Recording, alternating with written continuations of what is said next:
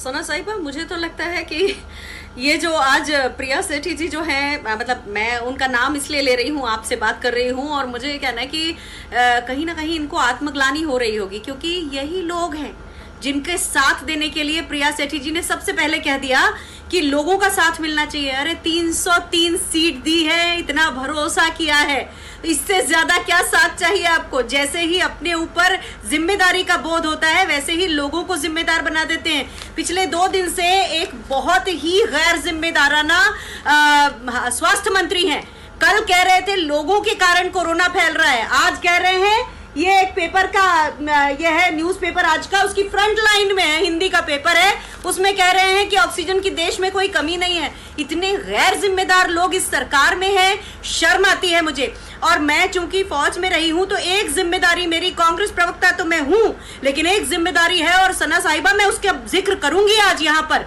कि जो वेटरन्स हैं हमारे, जो भूतपूर्व सैनिक हैं, काफी सारे वेटरन्स बिना एडमिशन के मिलिट्री हॉस्पिटल में उनकी मृत्यु हो गई। जब वो वहां गए तो चूंकि ये राजनाथ सिंह जी ने 4 दिन पहले कह दिया, 5 दिन पहले कह दिया, 10 दिन पहले कह दिया कि हम मिलिट्री हॉस्पिटल सबके लिए खोल देंगे, तो जब वेटरन दूसरे हॉस्पिटल में जाता है तो दूसरे हॉस्पिटल कहते हैं, या ईसीएचएस के एम्पैनल्ड हॉस्पिटल कहते हैं जाइए आप अपने मिलिट्री हॉस्पिटल में जाइए।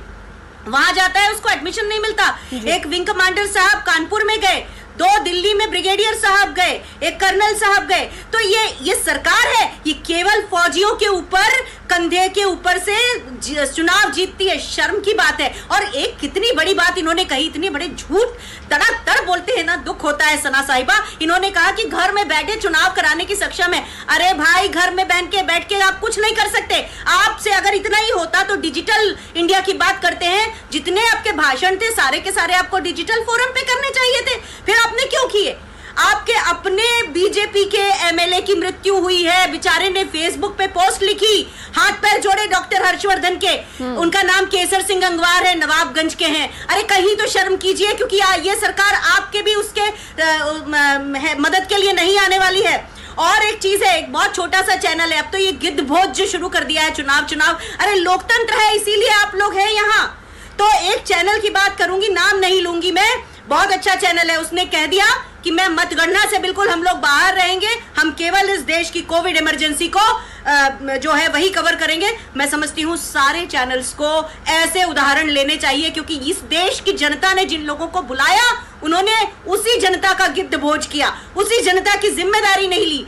और अभी भी वही शर्म आती है ये सुनते हुए कि महाराष्ट्र, दिल्ली, अरे क्या दिल्ली ये सब सीरिया में है क्या? किस जगह की बात कर रहे हैं? थोड़ी बहुत आत्मग्लानि, थोड़ा बहुत इस देश के लिए प्यार, थोड़ा बहुत उस जनता का सम्मान करिए जिन्होंने आपको यहाँ पर पहुंचाया है आज।